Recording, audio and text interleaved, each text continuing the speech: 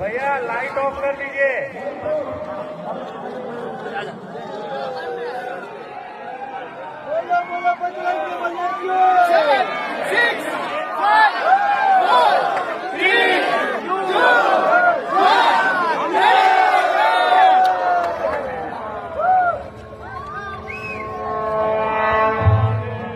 సర్వ మానవాళికి రక్షకుడు, మనకు కొండంత అండగా నిలిచేవాడు, మనసులో తలచిన వెంటనే గుండెల నిండా ధైర్యాన్ని నింపగలిగే మహాయోధుడు, అభయహస్తంతో ఎల్లవేళలా మనల్ని కాపాడే ఆ పవనపుత్రుడి ఇప్పుడు మనసారా స్తుతించుకుంటూ శ్రీ పంచముఖ ఆంజనేయ స్వామిగా అవతారమెత్తిన కథ దృశ్య రూపంలో తిలకిద్దాం రండి.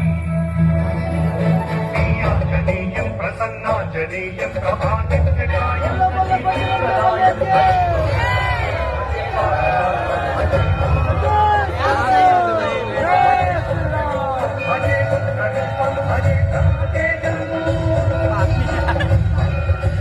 అది రామాయణ మహాయుద్ధం.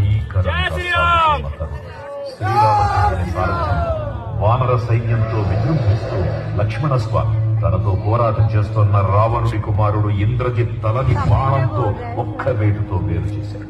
ఇంద్రజిత్ మరణ వార్త విన్న రావణుడు ఆవేశంతో ఊగిపోయాడు. ప్రతీకారం కోసం పాతాళ లోకాధిపతి తన సోదరుడు అయినటువంటి మహిరావణుడి సహకారం కోరాడు.